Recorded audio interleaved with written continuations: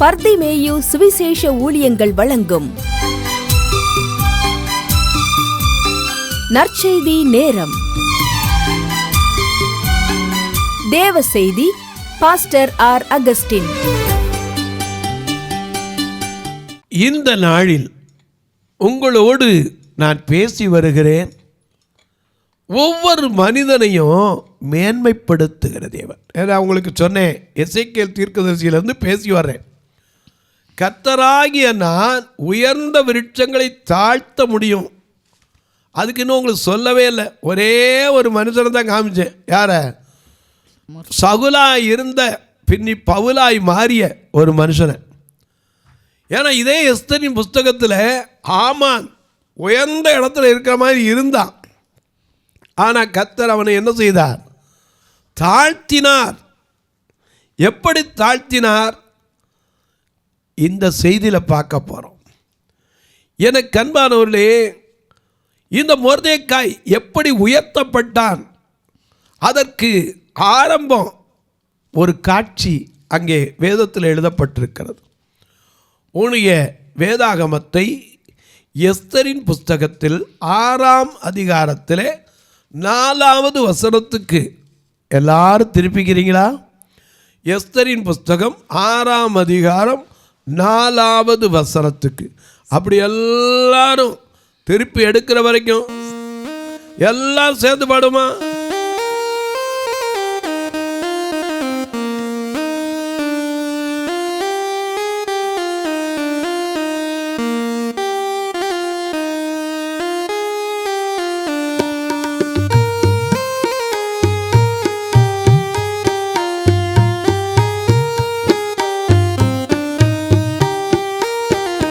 நன்றியால் துதிப்பாடு நம் இயேசுவை உள்ளத்தால் என்றும் பாடு. நன்றியால் துதிப்பாடு நம் இயேசுவை உள்ளத்தால் என்றும் பாடு.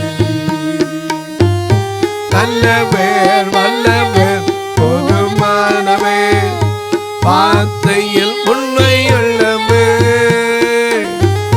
நல்லவர் வல்லவர் போதுமானவர், வார்த்தையில் நன்றியால் துதிப்பாடு நம் இயேசுவை உள்ளத்தால் என்றும் பாடு. நன்றியால் துதிப்பாடு நம் இயேசுவை உள்ளத்தால் என்றும் பாடு.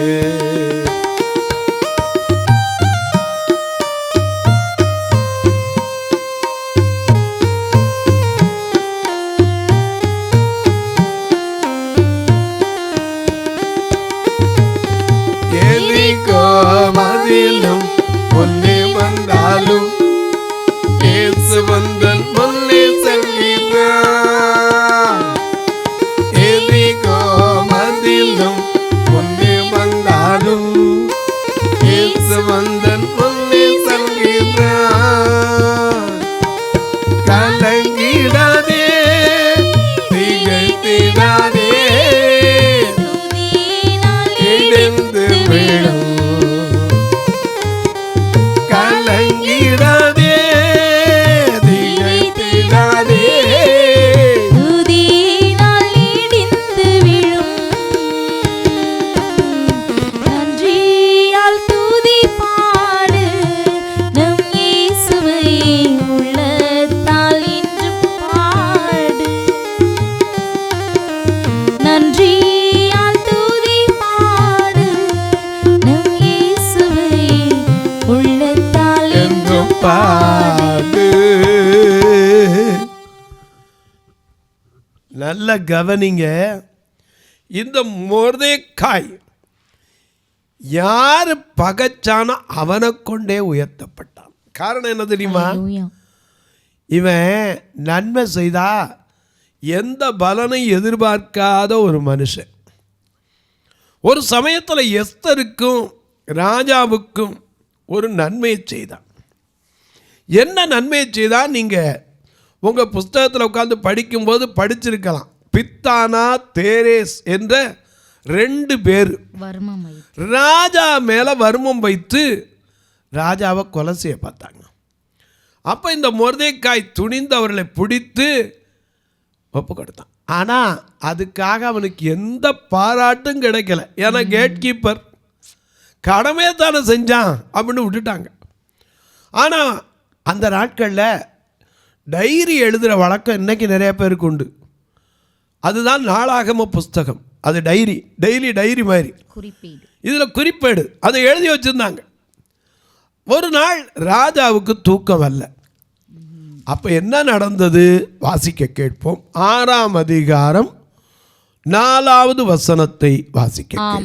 ஆமான் தான் செய்த தூக்கு மரத்திலே, நல்ல கவனிங்க, சூழ்நிலை அங்கே எழுதப்பட்டிருக்கிறது. ஆமான் ஒரு தூக்கு மரத்தை செய்தான்.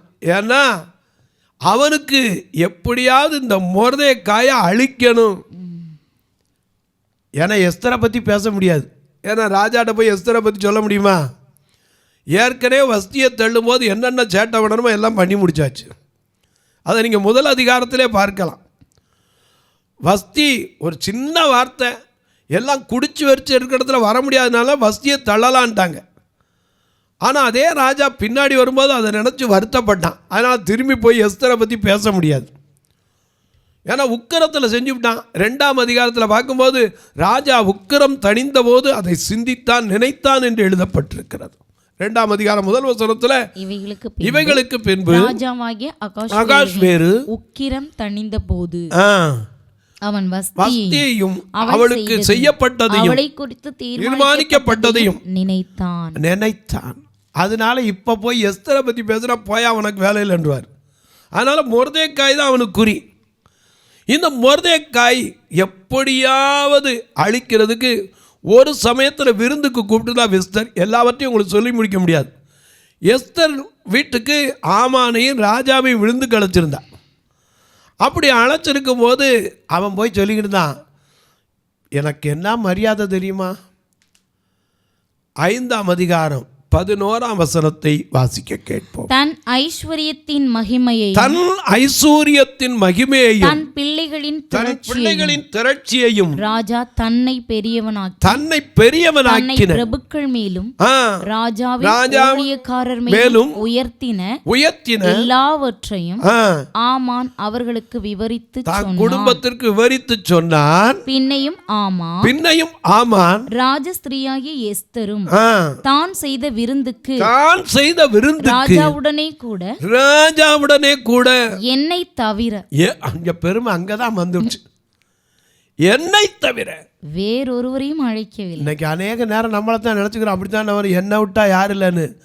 ஆண்டவருக்கு ஒண்ணுக்கு அதாவது இந்த கல் ஆபிரகாமுக்கு பிள்ளைகளை உண்டு பண்ண தேவன் வல்லவர், மறந்துடாதீங்க.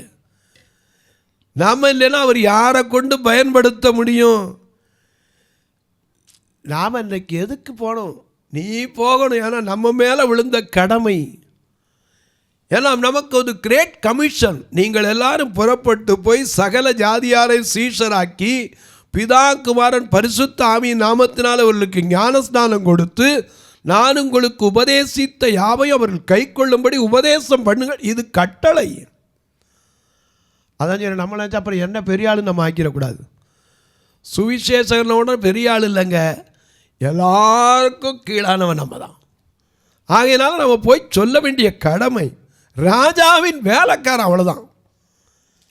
இங்கே பார்க்கிறோம், இவர் சொல்றாரு விருந்துக்கு என்ன தவிர யாரையும் வேற ஒருத்தரையும் அழைக்கல. நாளைக்கும் ராஜாவுடனே கூட நான் விருந்துக்கு வரவழைக்கப்பட்டிருக்கிறேன். இன்னைக்கு மட்டுமில்ல, நாளைக்கு இருக்குன்னு தம்பட்டம் அடிச்சுக்கிட்டார். அங்கே ஒருத்தர் சொல்லியிருப்பா, நீர் மொர்தெக்காய்க்கு முன்னாடி தாழ்ந்து போகிறது நிச்சயமையா. அவன் வணங்குறானா அதை முதல்ல பாரு. அவன் இருக்கிற வரைக்கும் உனக்கு தான். உடனே என்ன பண்ணான் தெரியுமா? ஒரு தூக்கு மரத்தை செய்கிறதுக்கு ஆர்டர் கொடுத்தான். எதுக்காக? இந்த மொர்தெக்காய் மேலே குற்றம் சொல்லி ஏதாவது அவன் மேலே ஒரு பழி போட்டு அவனை தூக்கிடணும் அப்படின்னு எண்ணம். ஆனால் கர்த்தருக்கு ஒரு எண்ணம், தூக்க நினச்சவனை கொண்டே தூக்கி சுமக்க வைக்கணும். ஹல்லேலூயா. அதுதான் வித்தியாசம். இந்த ஆமான் தூக்கில் ஒன்று நினைச்சான், ஆனா கர்த்தர் அவனை கொண்டே அலங்கரிக்கணும்னு நினைத்தார். ஏசாயா 55:8 படி, என் நினைவுகள் உன் நினைவுகள் அல்ல, உன் வழிகளும் அல்ல. பூமிக்கு வானம் எவ்வளவு உயர்ந்திருக்கோ அதை போல அவ்வளவு பெரிதா அவருடைய வழி. தேவனுடைய வழி பெரிது. அதனாலதான் நம்ம பாடுறோம், என்னவா, வழி நடத்தும் வல்ல தேவன் வாழ்வில், வழி நடத்தும் வல்ல தேவன் வாழ்வில் நானே, வாழ்வில் நாயகனே, எங்கள் வழி நடத்தும் வல்ல தேவன் வாழ்வில்.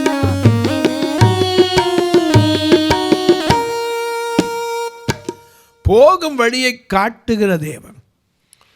அதனால தான் நம்ம பாடுற எல்லாத்துக்கும் வழிகாட்டும் நல்ல துணையாக வந்து பேசும் தெய்வமே, நான் உனக்கு முன்னே போய் நடக்க வேண்டிய வழிகளை காட்டுவேன். ஆண்டவருடைய வழிவும் நினைவு வித்தியாசம். இந்த மனுஷனுடைய நினைவு எம்மாத்திரம். ஆமாம் நினைச்சார், பெரிய தூக்கு மரத்தை செஞ்சு அதில் அவனை தூக்கி போடுறதுக்கு அனுமதி வர்றதுக்கு இங்கே வரார். ராஜாவுக்கு ஆண்டவர் தூக்கமே இல்லாமக்கிட்டார் ராத்திரியில்.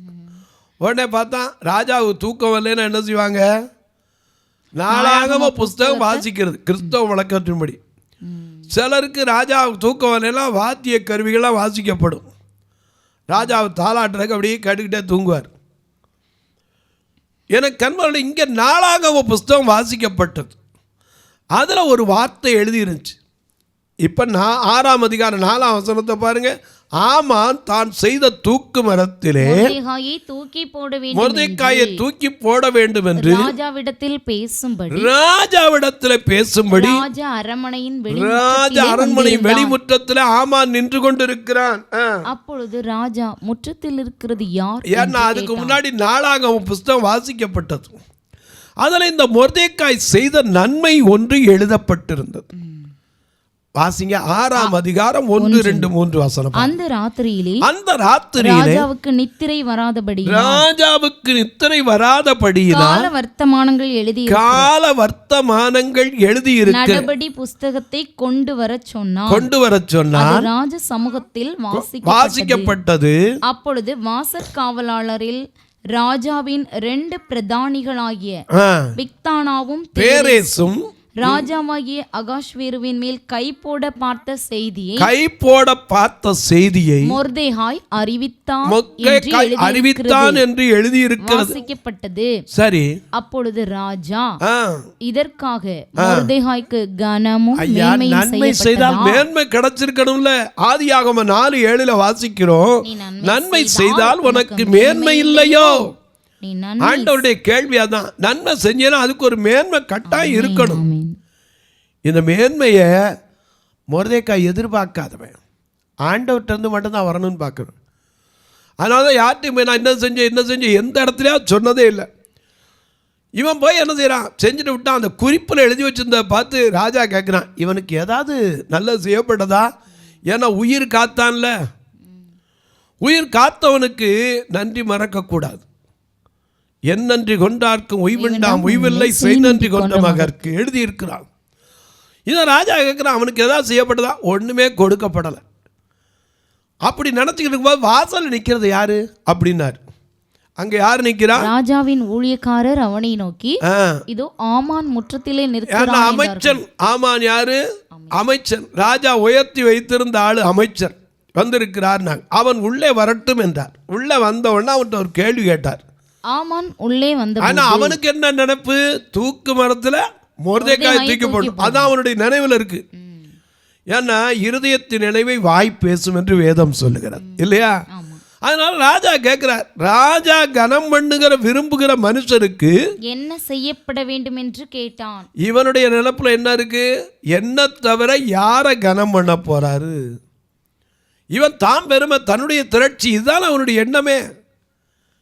ஐயா, ஒரு நாள் நம்ம குறித்து என்ன செய்யக்கூடாது? மேன்மை பாராட்டக்கூடாது, சங்கீதக்காரன் எழுதி வைத்திருக்கிற சில ரதங்களை குறித்தும் சிலர் குதிரைகளை குறித்தும் மேன்மை பாராட்டுவார்கள். நாங்களோ எங்கள் தேவனாகிய கர்த்தருடைய நாமத்தை குறித்தே மேன்மை பாராட்டுவோம். அவர்கள் முறிந்து விழுந்தார்கள், நாங்களோ எழுந்து நிமிர்ந்து நிற்கிறோம். ஹல்லேலூயா. நமக்கு மேன்மை பாராட்ட ஒன்றும் கிடையாது. என்ன மேன்மை நமக்கு இருக்கு? எனக்கு அன்பானுடைய மேன்மை எல்லாம் அவருக்கு.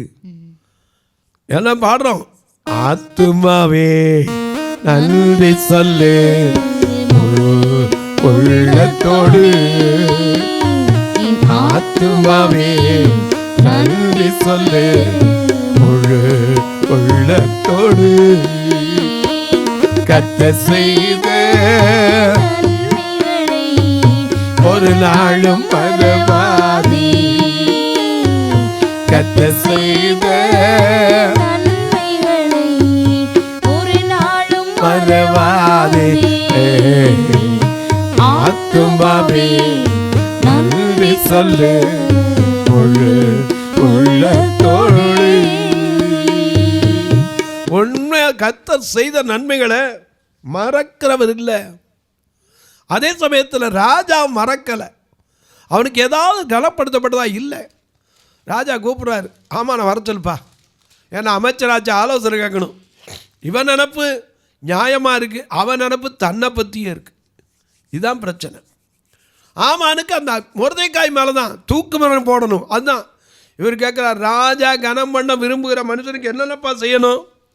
அதற்கு ஆமான் என்ன என்று, அதுதான் பிரச்சனை. என்னைய தவிர யாரு? நான் தானே பெரிய ஆளு. அநேக நேரம் அந்த நினப்பு தான் பொழப்பே கெடுத்துரும். நம்ம இல்லைன்னா எத்தனையோ பேருங்க இன்னைக்கு சில நேரம் ஊழியலாம். அவர் இல்லைன்னா என்னங்க இன்னைக்கு நாம் போனால் இன்னொருத்தரை கர்த்தர் ஏற்படுத்துவார். ஏன்னா கழுதையை கொண்டு பேச வச்சவர் அவரால் முடியாதா? அன்றைக்கி அவர் அம்மா கேட்குறாங்க, பிரதர் உங்களுக்கு பின்னாடி யார் இதை நடத்துவா? நான் கேட்டேன், இந்த கவலை நமக்கு எதுக்கு? ஏன்னா ஆதீனத்தின் காலத்தில் தேவன் என்ன செய்வார்? நேர்த்தி அவர்லங்க செய்வார். நம்ம என்ன ஆளு? ஏதோ அவர் கொடுத்தார், கிருபையில் நிற்கிறோம். ஒன்றும் கிடையாது. நம்மகிட்ட பலத்தில் நிற்கிறோம். நம்ம பலம் என்னங்கிறது நமக்கு தெரியுமா? ஒரு நிமிஷம் தலைவலி வந்தால் நம்ம பலம் என்னன்னு தெரியும். ஒரு நிமிஷம் டிசென்ட்ரி போனால் நம்ம பலம் என்னன்னு தெரியும். ஒரே ஒரு நிமிஷம் ஒரு குண்டூசி காலில் ஊற்றுனா நம்ம பலம் என்ன? அவ்வளோதான், கீழே உட்காந்துருப்போம். நம்ம பலம் என்னங்க? ஒன்றும் கிடையாதுங்க. ஒரே ஒரு பலன் யாரு? கர்த்தரின் பலன். என் பலனே என் கோட்டையே ஆராதனை உமக்கே, என் கோட்டையே ஆராதனை புகழுமே, பிடி வெள்ளிக்கே ஆராதனை உமக்கே, ஆராதனை ஆராதனை அப்பா அப்பா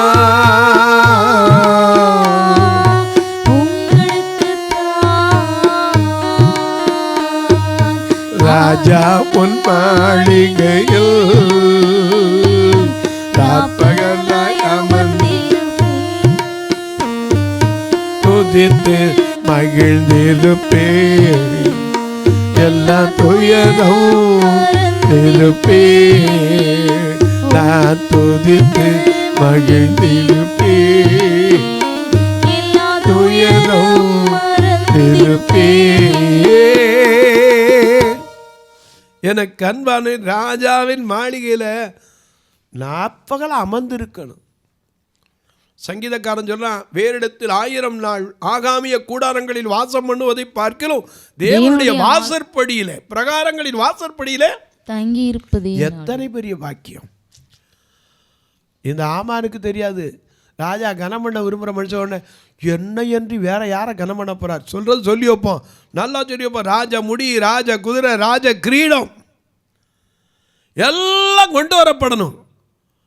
சரி, ராஜா கனம் பண்ண விருப்புறவனுக்கு இதெல்லாம் ஒன்றும் குறையாமல் அனுபவிச்சு ராஜா ஏறுகிற அந்த குதிரை மேலே ஏற்றி பவனி வர செய்யணும்.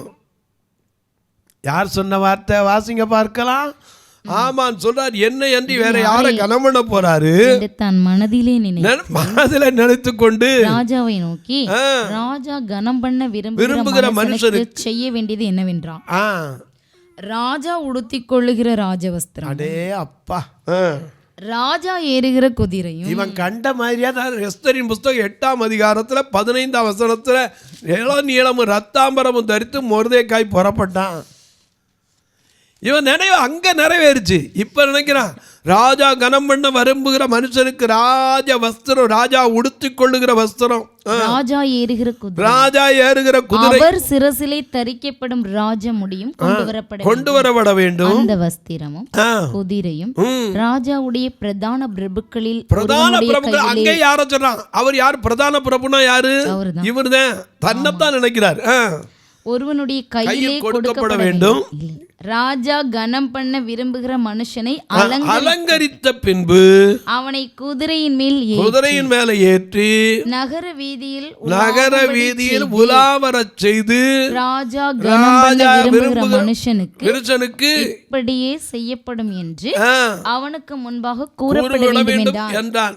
உடனே ராஜா சொல்வார், ஆமா போ உனக்கு தான் சொல்வார் நினைச்சான். அவர் என்ன சொன்னார் தெரியுமா?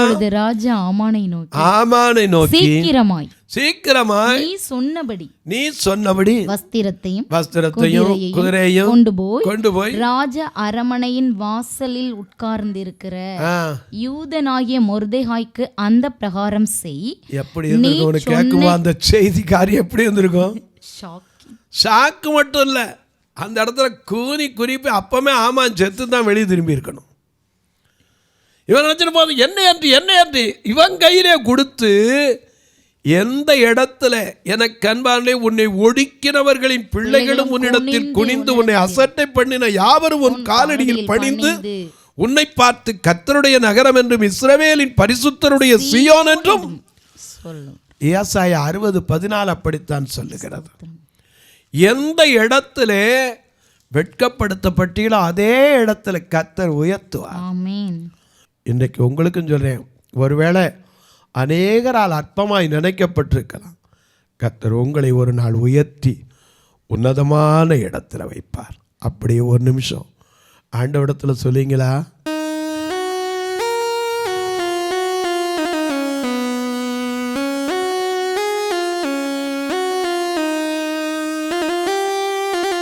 உள்ளத தேவனே ஆஜனே இணைந்திட உள்ளம் ஏங்குதையா.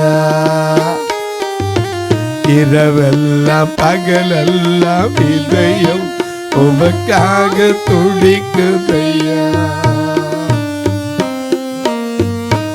இரவெல்லாம் பேச்செல்லாம் பேசரி உம்மை பற்றி தானே உன்னத தேவனே எல்லே சுராஜனே உம்மோடு இணைந்திட உள்ளம் ஏங்குதையா. தொலைக்காட்சியில் பார்க்கிற என் அன்பு மக்களே, இந்த நிகழ்ச்சியை நாள்தோறும் பார்க்குறீங்க, கேட்குறீங்க, பரவசம் அடைகிறீங்க. ரொம்ப நல்லது. ஒரு வார்த்தை ஊழியத்துக்காக ஜெபிக்கிறீங்களா? இது தொடர்ந்து இந்த நிகழ்ச்சி வரணும், அதற்கான தேவைகள் சந்திக்கப்படணும். எங்கள் ஆலயமும் 2 கண்ணு தெரியாத மக்கள் தான் நிரம்பி இருப்பாங்க. இவர்களை ஒவ்வொரு நாளும் அழைத்து வர்றதுக்கு மட்டுமே வேனுக்கு வாடகை 4000.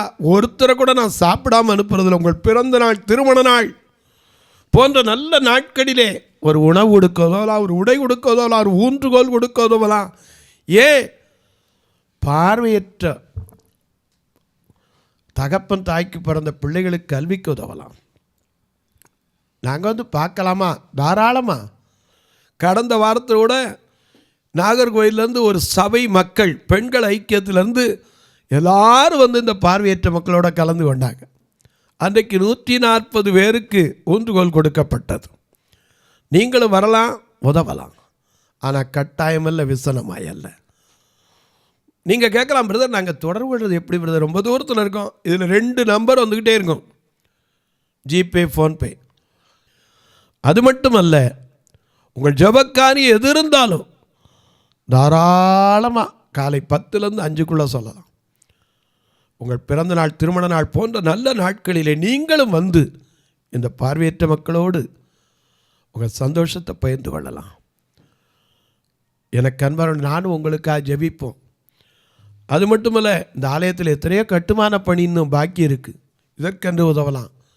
பார்வையற்றோர் மரித்தா கூட சொந்தக்கார மனசார கை நீட்ட மாட்டான், ஃபியூனரல் காரியத்துக்கு உதவலாம். என்கிட்ட கேட்டீங்கன்னா வாங்க, எத்தனையோ காரியம் உங்களுக்கு காண்பிக்க முடியும். இப்போ உங்களுக்காக ஜெபிக்கட்டுமா? நல்ல பிதாவே, நன்றியோடு துதிக்கிறோம் சுவாமி.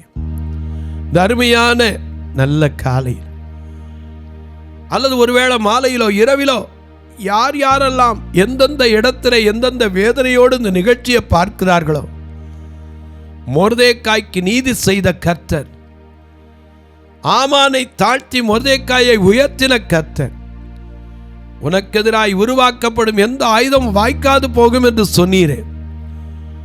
ஒவ்வொருவருடைய ஐயா கவலை கண்ணீர்களை காண்கிற தெய்வமே, யார் யார் இனி என் வாழ்க்கையில் ஒரு ஆசீர்வாதம் உண்டா என்று நினைக்கிற ஒவ்வொருவருக்கும் ஒரு நம்பிக்கையை கொடுங்க. படிக்கிற பிள்ளைகளுக்கு நல்ல கல்வியில ஞானத்தை கொடுங்க. அரசு தேர்வுக்கு ஆயத்தப்படுகிற பிள்ளைகளுக்கு நல்ல ஞானத்தை கொடுங்க. பிரிந்து கிடங்கிற குடும்பங்கள் இணைக்கப்படட்டும்.